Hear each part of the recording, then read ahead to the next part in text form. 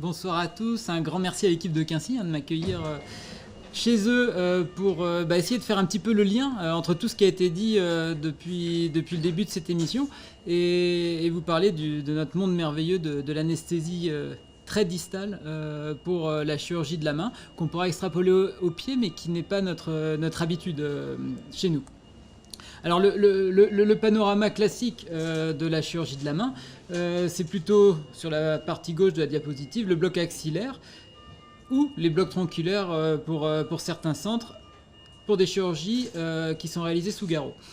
Et l'idée, c'est de se dire, mais pourquoi pas se passer du garrot et dans ces cas-là, utiliser une technique qui sera la wallante, probablement associée aussi à des blocs tronculaires qui peuvent être distaux, et surtout des blocs digitaux pour avoir une anesthésie finalement la plus distale possible. Alors quand on parle de wallante c'est un acronyme anglo-saxon, ça vient du Canada, pour Wide Awake Local Anesthesia No Tourniquet. Alors l'idée, c'était quelque chose qui a été mis au point par des chirurgiens de la main, qui étaient plasticiens aussi de formation, un petit peu en opposition avec l'anesthésie générale, car c'était des chirurgiens qui avaient des difficultés d'accès à l'anesthésie, donc c'était dans le Nouveau-Brunswick au Canada. Donc ils ont opposé finalement les chirurgies sous anesthésie générale avec du wide awake, donc du complètement réveillé, une anesthésie locale qui permettait de faire des chirurgies sans garrot, no tourniquet. Le principe qu'on a un petit peu fait évoluer, c'est une infiltration locale. L'évolution, c'est que nous, on va l'éco-guider d'un anesthésique local adrénaliné pour avoir un effet vasoconstricteur, donc garrot chimique, et tamponné. Et on va voir que ça a plusieurs intérêts de le tamponner. Et donc l'idée de tout ça, c'est d'obtenir un bloc à la fois sensitif et hémostatique. Alors si vous lisez un petit peu, vous êtes sur les réseaux sociaux, vous aurez beaucoup entendu parler de cette technique. Son promoteur, il est sur la gauche, c'est le Donald Lalonde, c'est un chirurgien canadien et qui communique énormément sur les réseaux sociaux, sur des tas de séries. Il a beaucoup de chirurgiens un peu followers qui parlent énormément de la technique aussi, et qui la mettent très souvent en opposition avec les techniques associant les anesthésistes. Et c'est ça que j'aimerais un petit peu réconcilier.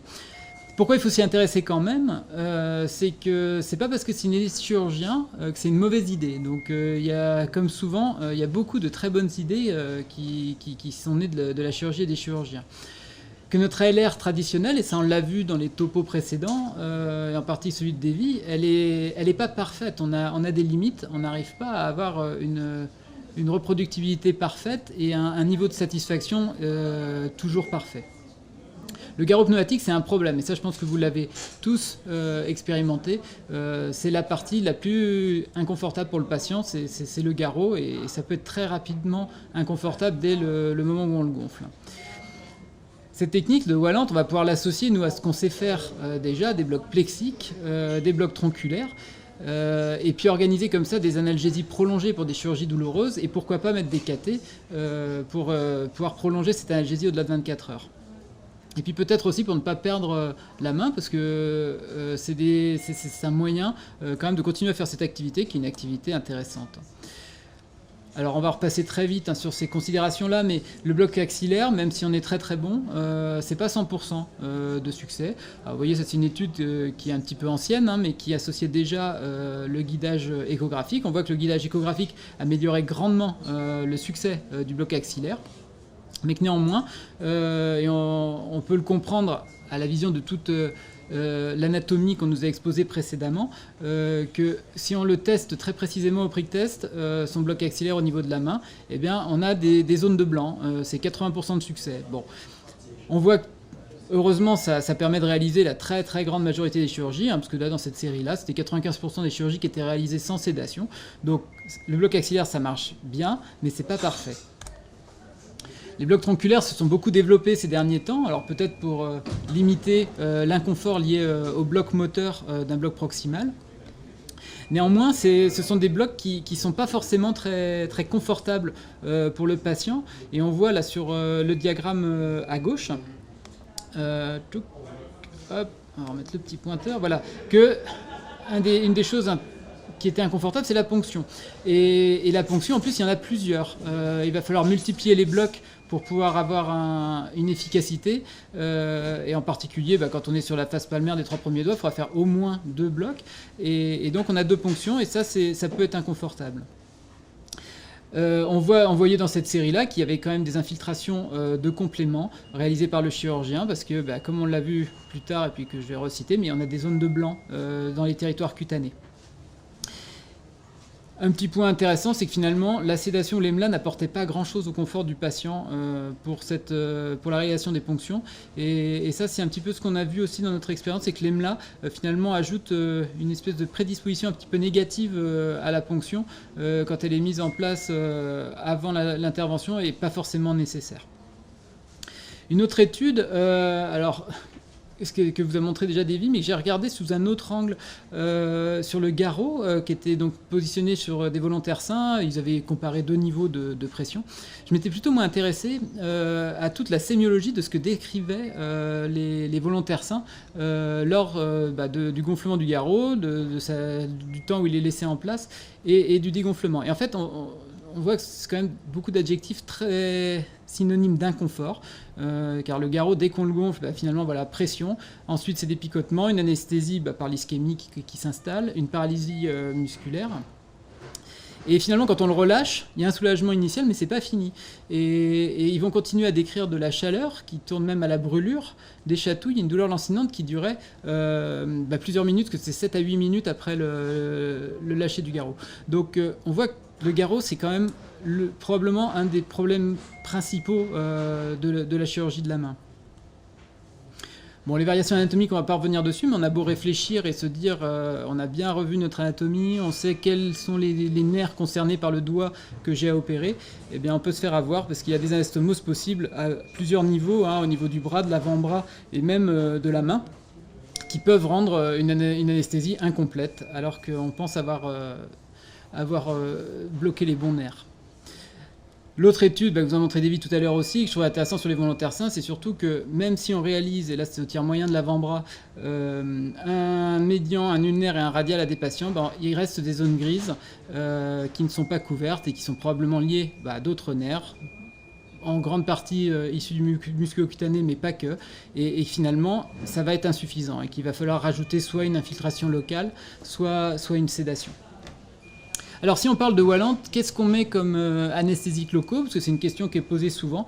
Alors nous on est reparti de quelque chose d'assez dilué qui était utilisé directement par les Canadiens, qui est de la lidocaïne à 1%, donc à 10 mg par millilitre, qu'on va finalement diviser par 2 avec du sérum physiologique pour la mettre à 5 mg par millilitre, et rajouter 1 à 2 ml de bicarbonate à 8,4 pour 1000, afin de tamponner la solution.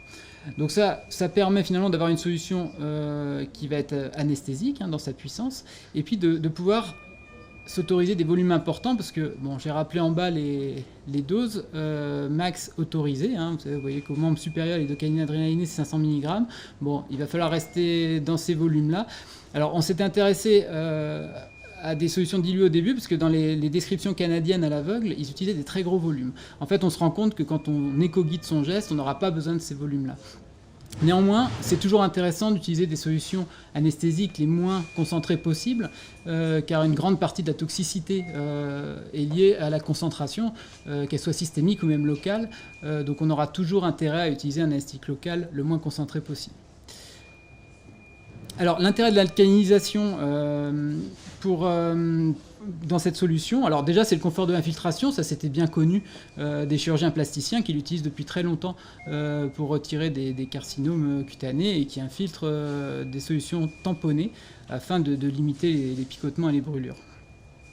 Mais alors surtout, le fait de tamponner une solution de lidocaïne va permettre d'augmenter le pouvoir anesthésiant de la lidocaïne, parce qu'on augmente sa fraction non ionisée. Et donc on va finalement avoir plus de molécules de lidocaïne qui vont pouvoir être actives localement.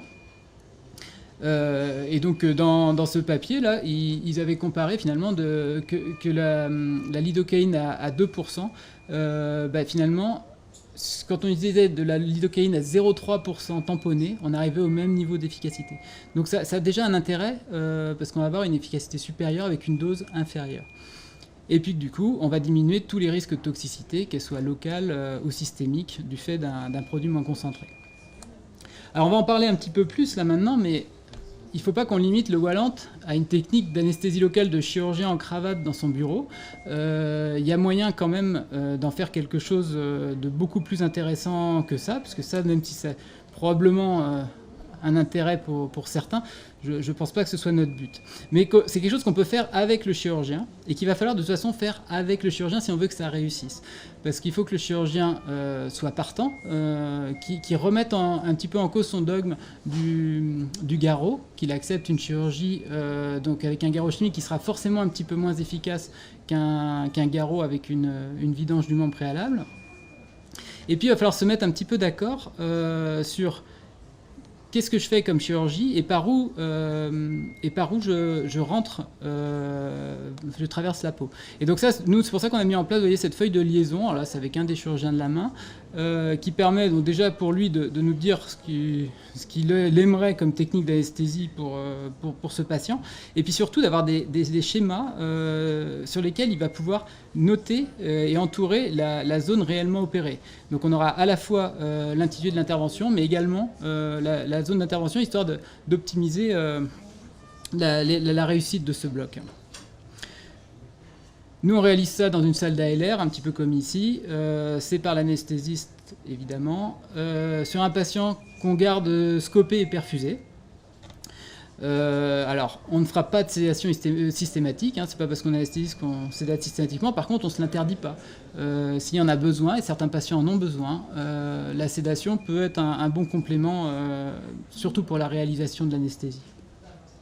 Le délai est important, il faudra réaliser son infiltration un petit peu en avance, donc au moins 15 minutes et probablement jusqu'à 30 minutes pour avoir l'effet vasoconstricteur. Parce que l'effet analgésique, anesthésique s'installe très très rapidement, c'est de la lidocaïne. En revanche, la vasoconstriction c'est plus long, donc il faut se donner un petit peu de temps si on veut avoir un vrai bon résultat.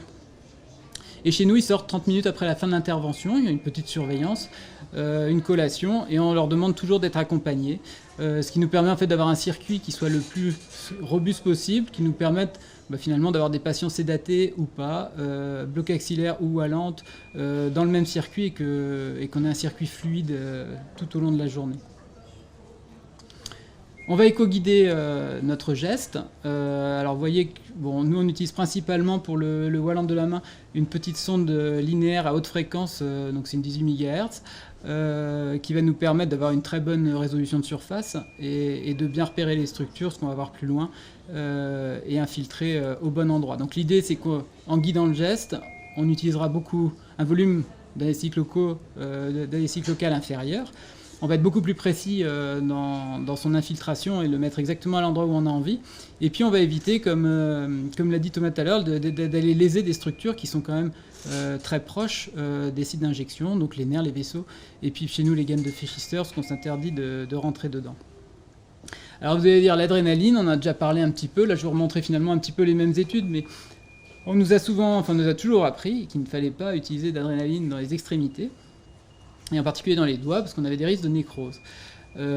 Cette donnée, elle est en fait liée à des cas cliniques très anciens, qui datent pour l'essentiel des années 50, et qui n'utilisaient pas du tout les mêmes anesthésiques locaux que ceux qu'on utilise aujourd'hui.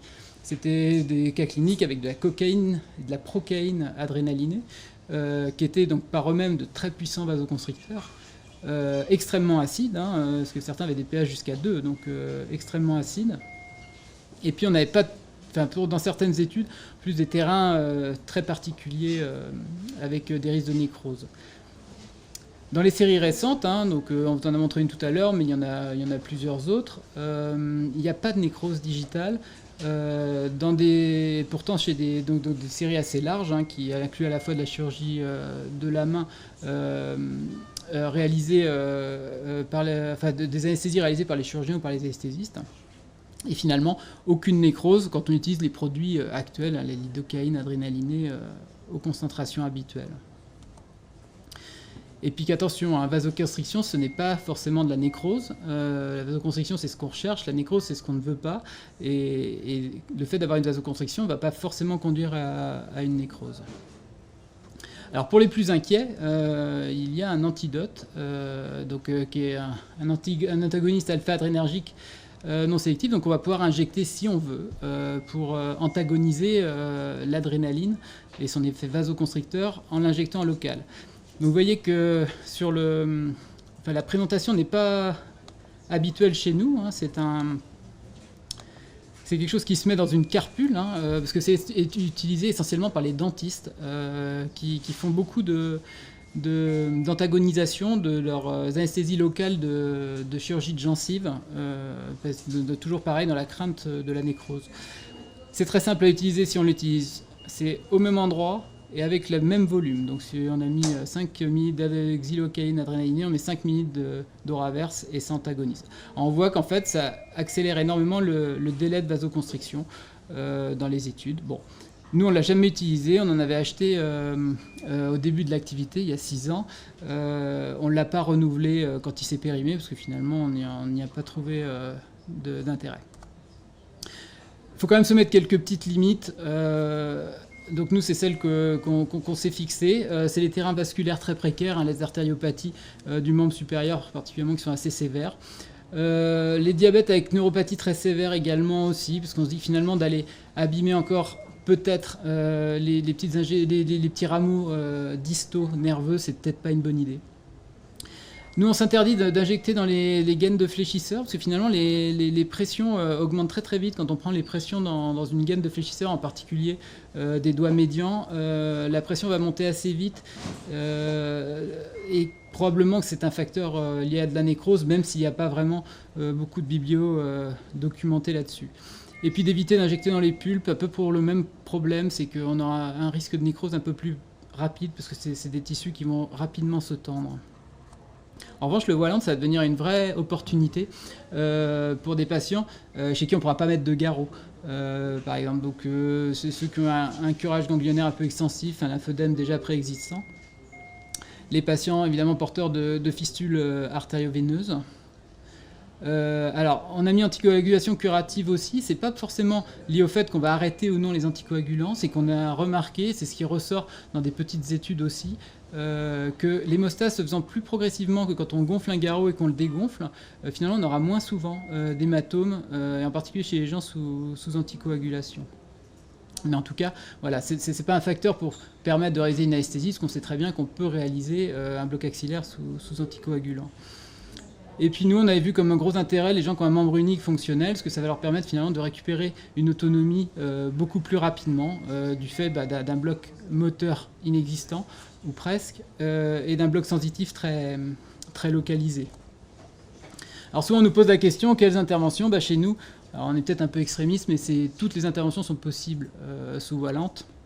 Donc à la fois les choses simples qu'on reverra plus tard, comme le canal carpien, les plaies, les doigts à ressaut, les kystes synoviaux, mais aussi des prothèses trapézo-métacarpiennes, des fractures du poignet avec mise en place d'une petite plaque sur le radius, des maladies du puitrin. En fait, on va pouvoir on peut faire tout. Alors après, c'est pas pour ça qu'il faut tout faire, mais qu'on peut tout faire, et en tout cas dans des très bonnes conditions de confort. Alors si on fait l'analyse un peu de la biblio, là c'est assez décevant par contre. On voit déjà que c'est un sujet récent, vous voyez ça c'est juste une impression d'écran d'un PubMed fait fin septembre. C'est un sujet qui n'existait pas il y a 10 ans dans les publications, qui a fortement grossi ces dernières années. Beaucoup d'articles, surtout par des équipes chirurgicales, il y a assez peu de données d'équipes d'anesthésistes, que c'est vraiment une technique que se sont appropriées les chirurgiens. Il y a déjà des méta-analyses qui sont sorties. Bon, là, il y en a une sur le canal carpien. Elles sont difficiles d'interprétation. Il y a de nombreux biais méthodologiques dans les études. Peut-être un petit gain sur les douleurs à la réalisation par rapport à des ponctions multiples tronculaires. Bon, un gain de temps minime dans la réalisation. Donc en fait, c'est pas l'argument. Ce qui était peut-être plus intéressant, et ça, David vous en a parlé tout à l'heure, c'est quand on étudie un petit peu les scores d'anxiété et la satisfaction patient, en fait, c'est probablement ce qui ressort, c'est que cette technique est associée à probablement une meilleure satisfaction des patients comparativement à des techniques d'ASC loco-régional dites conventionnelles. Bon. Il faut rester très prudent là-dessus parce qu'on n'a pas d'études réellement intéressantes et en grand volume. Plus récemment, c'est l'équipe de Drouot qui avait comparé des blocs disto et des blocs disto associés à la Wallante. Bon, on voit que chez eux, ils avaient remontré ce qui est probablement l'intérêt de faire la Wallante, c'est qu'il y ait moins de diminution de la douleur péropératoire, parce que finalement, on récupérait avec l'infiltration type Wallante les petits rameaux cutanés qu'on n'avait pas avec les tronculaires. Qu'on avait finalement de bonnes conditions chirurgicales, ce qui ressort dans beaucoup d'études. Alors c'est vrai que c'est les chirurgiens qui les font, mais s'ils sont d'accord, ils seront forcément contents qu'il y ait un garrot ou pas. Bon. Et puis voilà, ce qui a été ressorti chez eux aussi, c'est les hématomes aussi. Et nous, c'est vraiment quelque chose qu'on remarque dans notre pratique quotidienne, c'est que c'est exceptionnel les hématomes sur le site chirurgical quand on a fait du Wallante, parce que probablement que l'hémostase a plus le temps de se faire qu'avec le garrot. Alors ça, je trouvais ça assez intéressant, c'est de regarder quel usage du Wallante en Amérique du Nord. On voit que c'est quelque chose qui a pris, forcément ça vient de là-bas, donc ça a pris fort. 62% des chirurgiens de la main l'utilisent désormais. Il n'était que 14% en 2014, donc c'est quelque chose qui a vraiment augmenté. Bon, c'est plus les Canadiens, mais ça on s'en doute, parce que c'est de là que ça vient, donc c'est logique qu'il s'y soit mis un peu plus et un peu plus vite. C'est surtout les chirurgiens jeunes, et c'est souvent ce qui ressort en France aussi, dans les centres où ça s'y met, souvent ça vient des chirurgiens plus jeunes. Les gestes principalement réalisés, c'est les gestes simples, qui sont des gestes essentiellement des parties molles, comme les doigts ressauts, le canal carpien et la tendinite de Kervin. Et puis ils avaient de nombreux freins qui sont exactement les mêmes que chez nous, hein. C'est que finalement, pourquoi changer quelque chose qui marche bien, pourquoi mettre de l'adrénaline au bout des doigts alors qu'on nous a toujours dit qu'il ne fallait pas en mettre. C'est exactement les mêmes freins que chez nous. Chez nous, vous voyez, on en a fait pas mal. Donc c'est une activité qu'on a commencé fin 2017, sur le dernier trimestre, qui ne fait qu'augmenter finalement, avec plus de 10 000 interventions qui sont réalisées à ce jour sous Wallante. Alors vous voyez, il y a les grands classiques, c'est surtout le canal carpien, le doigt à ressaut, mais également beaucoup de chirurgie du puitrin, quasiment toutes nos prothèses trapézo-métacarpiennes. Et puis énormément de plaies et puis de gestes en urgence qui ne sont pas répertoriés ici. Ce qui est plutôt rassurant pour vous, et puis qui l'a été pour nous, c'est que pour l'instant, on n'a jamais eu la moindre complication ischémique. Voilà, donc finalement, si on veut un petit peu résumer, finalement, le Wallante par ici, c'est probablement une très bonne idée, parce qu'on a peu de blocs moteurs. C'est très fiable, et ça, vous verrez que à partir du moment où on s'intéresse à la chirurgie et qu'on sait ce que va faire le chirurgien, ça marche à 100%. Donc ça, c'est intéressant. Évidemment, on va pouvoir obtenir la coopération du patient pendant la chirurgie, et ça pourrait avoir un intérêt dans les chirurgies tendineuses, et probablement aussi pour le réglage et le choix de la prothèse trapézo-métacarpienne. On a un bloc sensitif limité, ce qui est plutôt rassurant pour les patients, et puis que ça permet une hémostase locale plus lente et plus progressive et moins d'hématomes. Voilà, et puis évidemment, c'est un parfait outil pour optimiser le parcours patient. On aura un patient encore plus vite compétent qui pourra reprendre le cours de sa vie. Eh bien, je te remercie pour ce topo extrêmement intéressant sur la Wallante, par un expert du domaine. Vraiment, on est ravis que tu sois venu pour nous en parler. C'est donc une technique, effectivement, qui est très attrayante. On s'affranchit complètement des variations anatomiques cutanées qui nous embêtent. C'est probablement l'intérêt. Voilà, c'est probablement un intérêt majeur. C'est un intérêt majeur avec celui de se passer du garrot. Et celui de se passer du garrot. Alors, celui de se passer du garrot, moi je voudrais mettre un tout petit bémol peut-être, en tout cas en discuter avec toi. Nous on a fait quelques techniques Wallante chez nous, et clairement nos chirurgiens pour l'instant ils sont pas vraiment prêts à en faire de manière extensive, parce qu'il faut le dire, le garrot chimique il est nettement inférieur au garrot mécanique. Hein, je crois qu'on peut confirmer ça quand même. Très clairement. Ouais. Non, très clairement. C'est pour ça qu'il faut que soit demandeur et soit partant. Ouais. Donc il faut qu'ils, alors peut-être qu'ils comprennent ou qu'ils discutent avec leurs copains de l'intérêt finalement de réaliser la chirurgie comme ça pour le confort du patient. Et ensuite peut-être qu'ils feront l'effort d'un champ opératoire un peu moins net. Ouais. Voilà. Et il faut qu'ils forment leur aide opératoire. Un petit geste de tamponnement un petit peu systématique, surtout à la phase initiale de l'abord, qui permet finalement de régler un petit peu le problème, mais on change les habitudes. Ouais, c'est ça. Ouais, quand on était, nous, donc on a eu le plaisir d'aller chez Sébastien voir comment ça se passe. Effectivement, l'aide opératoire tamponne très très régulièrement le champ opératoire pour que le champ reste exsangue finalement. On voyait effectivement sur tes diapositives certains chirurgiens qui font ça vraiment de l'office surgery, ça s'appelle comme ça, en costard cravate, dans leur petit cabinet. Toi, quel est ton point de vue vis-à-vis de ça? Est-ce qu'il faut que cette technique elle soit en sécurité, avec tous les warnings qu'on s'impose en anesthésie, la perfusion, le jeûne préopératoire, le scope, etc. Toi, comment t'envisages les choses de ce point de vue? Alors, je pense que nous, de toute façon, de base, on est anesthésiste, on travaille dans le cadre d'un décret et que ça va être difficile de faire autrement. Après, dans l'intérêt du patient, je pense qu'on a intérêt à continuer à faire comme ça, parce qu'on va pouvoir...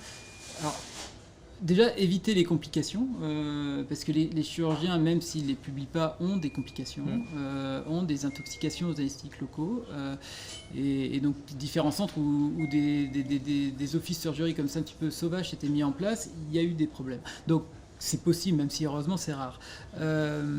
L'autre chose, c'est qu'on a, c'est une ponction comme une autre, il y a des malaises vagos, des choses comme ça, et finalement, être là pour surveiller, avoir les moyens d'intervenir rapidement, c'est plutôt confortable pour le patient, en tout cas pour son expérience. Et puis, pourquoi s'interdire de combiner ça avec toutes nos techniques, sédation, et puis techniques d'analgésie par des blocs tronculaires. Avec des tronculaires, oui. C'est dommage. Donc, il y a des équipes qui font ça régulièrement, voilà. Effectivement, ça a l'air d'être satisfaisant. Moi, je ne l'opposerais pas, je dirais que c'est un outil de plus pour nous, comme le bloc digital, comme les blocs tronculaires. Nous, en fait, on a la chance de pouvoir tous les maîtriser. On va peut-être pouvoir proposer une meilleure association, une meilleure technique pour le patient. Concernant la technique, d'un point de vue organisationnel, je discutais avec toi un petit peu en off avant, tu me disais qu'effectivement il faut un petit peu s'organiser pour faire ce bloc. Est-ce que tu peux nous expliquer un peu pourquoi, d'un point de vue du garrot, l'installation du garrot chimique, ce que j'ai dit tout à l'heure, le garrot chimique c'est long, c'est au moins 15 minutes, 30 pour être bien, donc il faut avoir un petit coup d'avance tout le temps. Alors c'est des choses dont les gens ont un peu l'habitude dans les circuits ALR purs, de prendre de l'avance et de faire venir des patients un petit peu en avance. Là il faudra vraiment y être très attentif et de toujours avoir une ou deux interventions d'avance pour ne pas ralentir le flux et garantir quand même des bonnes conditions. Donc effectivement, il faut réfléchir un peu, mais bon, je pense que c'est un petit peu l'organisation de tout le monde. Dans les différents endroits où je suis allé, on fait ces blocs un petit peu en avance. Si on a l'honnêteté de les tester, si on teste son bloc axillaire, il faut avoir un petit quart d'heure quand même pour réellement le tester. Et l'anesthésie s'installe avant le garrot chimique. Oui, l'anesthésie elle est immédiate. Elle est quasiment immédiate, c'est ça. Alors que le garrot chimique c'est plus long. D'accord.